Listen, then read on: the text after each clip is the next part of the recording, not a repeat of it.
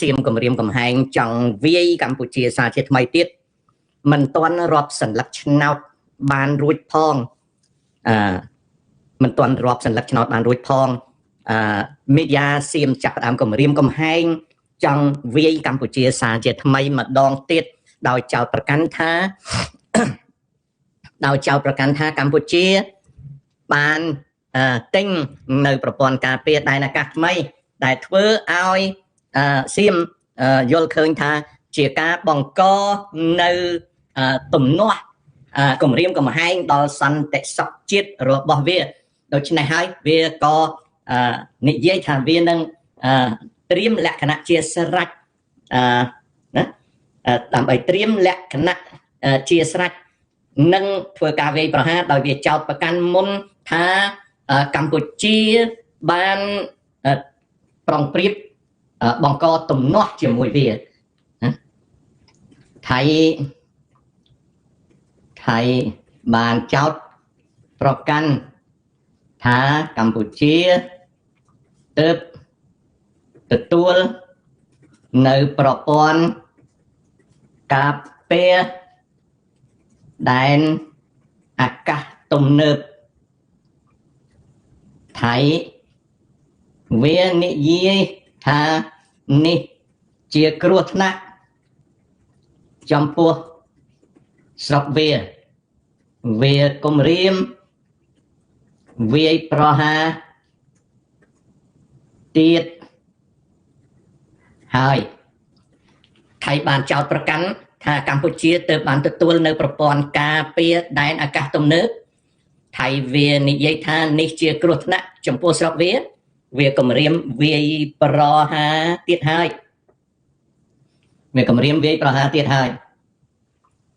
ការបោះឆ្នោត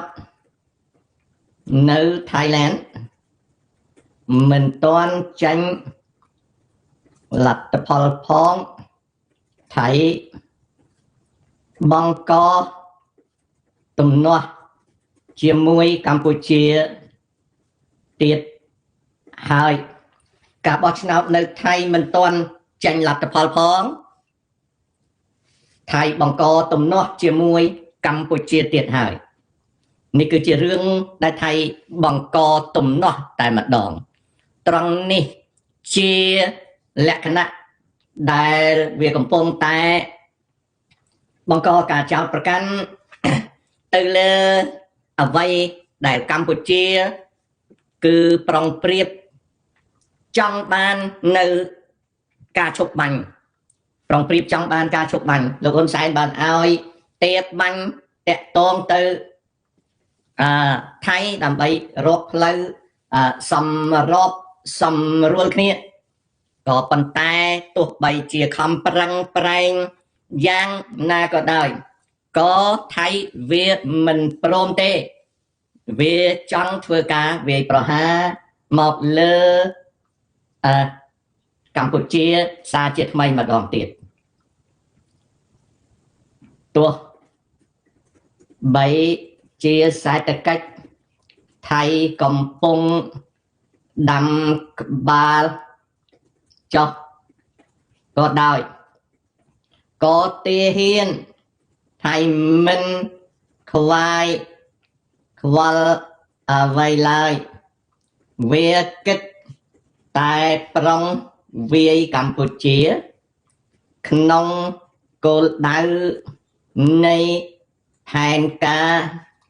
ចក្រពង់ភូវនាថរបស់វាទោះបីជាសេដ្ឋកិច្ចថៃកំពុងដាំក្បាលចុះក៏ដោយក៏ទាហានថៃមិនខ្វល់ខ្វាយអ្វីឡើយវាគិតតែប្រុងវាយកម្ពុជាក្នុងគោលដៅនៃផែនការចក្រពង់ភូវនាថប្រសិនបើថៃវាយម្ដងទៀតប្រហែលជាវានឹងគំរាមកំហែងទៅលើខេត្តកោះកុងមិនខានកងនាវាថៃប្រងជើងការវាយកោះកុងតាំង ពីដើមដៃតែវាមិនទាន់មានលេសដើម្បីវាយនៅឡើយកងនាវាថៃប្រុងជើងការវាយកោះកុងតាំងពីដើមដៃតែវាមិនទាន់មានលេសដើម្បីនឹងវាយនៅឡើយត្រង់នេះគឺជាអ្វីដែលយើងត្រូវប្រយ័ត្នការបោះឆ្នោតនៅ Thailand មិនទាន់ចាញ់លទ្ធផលផងថៃបង្កទំនាស់ជាមួយកម្ពុជាទៀតហើយថៃចោទប្រកាន់ថាកម្ពុជាទើបទទួលនៅប្រព័ន្ធការពារដែនអាកាសទំនើបថៃវានិយាយថានេះជាគ្រោះថ្នាក់ចំពោះសរុបវាគំរាមវាយប្រហារទៀតហើយលទ្ធផលមិនទាន់ក្លាយជាផ្លូវការនៅឡើយបានបង្ហាញថាបអនុទិនចានវិរៈគុណមានទទួលសន្លឹកឆ្នោតច្រើនគួរសមលទ្ធផលមិនទាន់คล้ายជាផ្លូវការនៅឡើយបានបង្ហាញថាបអនុទិនចានវិរៈគុណទទួលសន្លឹកឆ្នោតច្រើនគួរសមនេះគឺជាអ្វីដែលកំពុងតែកើតឡើងថៃចោទប្រកាន់ថាកម្ពុជាទើបទទួលនៅប្រព័ន្ធការពារដែនអាកាសទំនើបថៃវានិយាយថានេះជាគ្រោះថ្នាក់ចំពោះស្រុកវាគំរាមវាយប្រហារកម្ពុជាទៀតហើយនេះគឺជាការបង្កហេតុពេញថៃឆ្លៀនពៀនដែលគ្មានប្រទេសណានិយាយថាថៃឆ្លៀនពៀនទេដោយសារកម្ពុជាជាប់ផុងមានឈ្មោះថាជាសម្បុកចៅ scammer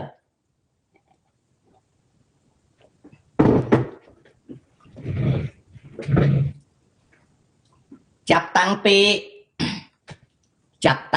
ប្រសិនបើថៃវាម្ដងទៀតប្រហែលជាគម្រាមកំហែងទៅលើខេត្តកោះកុងមិនខានកងនាវាថៃប្រុងជើងការវាយកោះកុងតាំងពីដើមដៃតែវាមិនទាន់មានលេសដើម្បីវាយនៅឡើយតាំងពីថៃឆ្លៀនពៀនកម្ពុជាមកគ្មានប្រទេសណាបានប្រកាសកោតទោសថៃទេ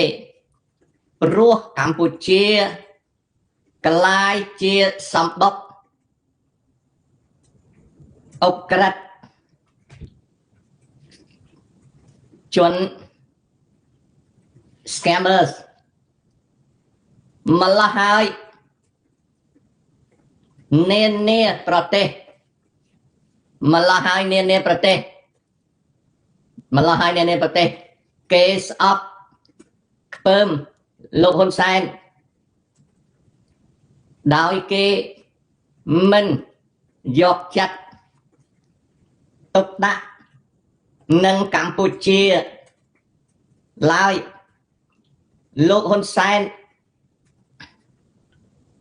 បណ្ដោយឲ្យ scammer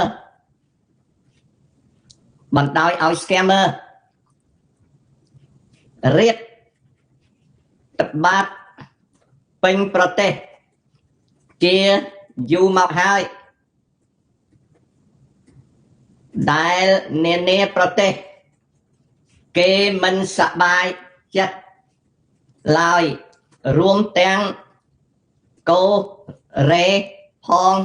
ដែរតាំងពីថៃឆ្លៀនពៀនកម្ពុជាមកគ្មានប្រទេសណាបានប្រកាសកោតទោសថៃទេព្រោះកម្ពុជាក្លាយជាសម្បុកអក្រិតជន scammer ម្ល៉េះហើយនានាប្រទេសគេស្អប់ខ្ពើមលោកហ៊ុនសែនដោយគេមិនយកចិត្តទុកដាក់នៅកម្ពុជាឡើយលោកហ៊ុនសែនបណ្ដោយឲ្យ scammer រាតត្បាតពេញប្រទេសជាយូរមកហើយដែលនានាប្រទេសគេមិនសប្បាយចិត្តឡើយរួមទាំងកូរ៉េផងដែរប្រធានាធិបតីកូរ៉េលោកលីចែ មកយ៉ងបានសរសេរក្នុងបណ្ដាញ X ព្រមមានកម្ពុជាថាមិនឲ្យរួចខ្លួនទេហើយលោកចែមកយ៉ងបានសរសេរម្ដងទៀតកាលពីប៉ុន្មានថ្ងៃមុននេះប្រធានាធិបតីកូរ៉េលោកលីចែមកយ៉ងបានសរសេរក្នុងបណ្ដាញ X ព្រមមានកម្ពុជាថាមិនឲ្យរួចខ្លួនទេហើយលោកចែមកយ៉ងបានសរសេរម្ដងទៀតកាលពីប៉ុន្មានថ្ងៃនេះថៃបានប្រម៉ែប្រមូលបរទេសឲ្យជឿថាកម្ពុជាក្រោមការដឹកនាំរបស់លោកហ៊ុនសែនក្លាយជា Kingdom of Scammers បាត់ទៅហើយថៃបានប្រម៉ែប្រមូលថៃបានប្រម៉ែប្រមូលថៃបានប្រម៉ែប្រមូលឲ្យជឿថាថៃបានប្រម៉ែប្រមូលឲ្យជឿថា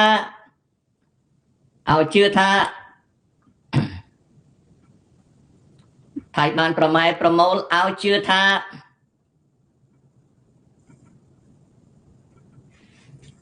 ថៃបានប្រម៉ែប្រមូលឲ្យជឿថាកម្ពុជាក្រោមការដឹកនាំរបស់លោកហ៊ុនសែនក្លាយជា Kingdom of Scammer បាត់ទៅហើយមុខមាត់កម្ពុជាលើឆាកអន្តរជាតិមានការអាប់អោនខ្លាំងត្រង់នេះ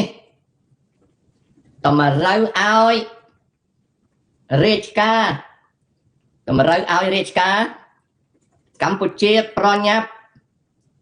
កែទម្រង់នយោបាយឲ្យបានទៀងទាត់ដើម្បីស្ដារឡើងវិញនៅមុខមាត់ប្រទេសកម្ពុជាលើឆាកអន្តរជាតិមានការអាប់អោនខ្លាំងត្រង់នេះតម្រូវឲ្យរាជការកម្ពុជាប្រញាប់កែតម្រង់នយោបាយឲ្យបានទៀងទាត់ដើម្បីស្ដារឡើងវិញនៅមុខមាត់ប្រទេសខ្ញុំសរសេរជូនបងប្អូនសារចុះសារឡើងដើម្បីយល់ឲ្យដល់ដឹងការបោះឆ្នោតនៅថៃឡែនមិនទាន់ចេញលទ្ធផលផងថៃបង្កទំនាស់ជាមួយកម្ពុជាទៀតហើយលទ្ធផលមិនទាន់คล้ายជាផ្លូវការនៅឡើយបង្ហាញថាបកអនុទិនចានវិរៈគុណទទួលសិលឹកឆ្នោតច្រើនគួរសមថៃបានចោទប្រកាន់ថាកម្ពុជាទើបទទួលនៅប្រព័ន្ធការពារដែនអាកាសទំនើបថៃវាថានេះជាគ្រោះថ្នាក់ចំពោះស្រុកវាគំរាមវាយប្រហារកម្ពុជាទៀតហើយថៃកំពុងរកលេសវាយ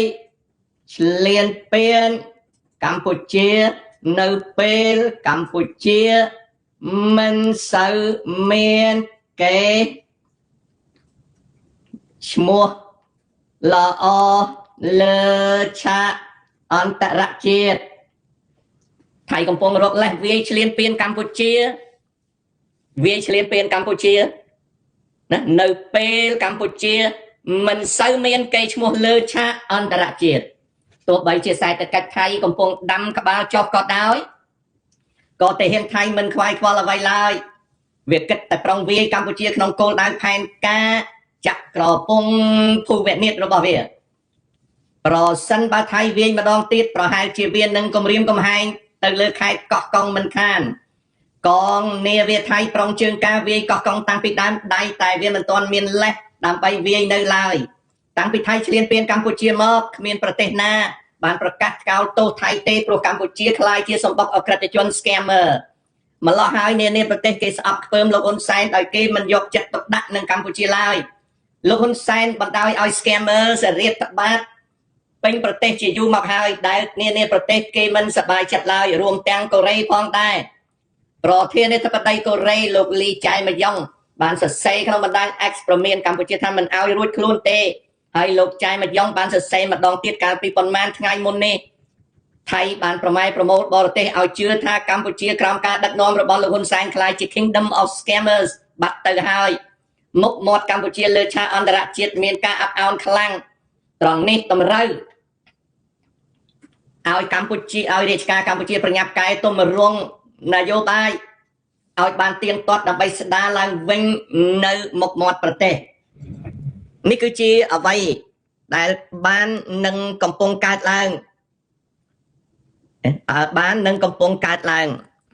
នេះគឺជាអ្វីដែលបាននឹងកំពុងកើតឡើងណាប្រិយមិត្តណាត្រង់នេះអញ្ចឹងខ្ញុំនិយាយជាលើកទី2ថាវាចេះតែសង្ខេញណាត្រង់នេះគឺស្ថិតនៅក្នុងលក្ខណៈចោះទឹកក្រពើឡើងលើខ្លាណាចោះទឹកក្រពើឡើងលើខ្លាមិនមែនស្រួលទេបងប្អូនមិនមែនស្រួលទេណានៅក្នុងលក្ខណៈហ្នឹងគឺមិនមែនស្រួលទេ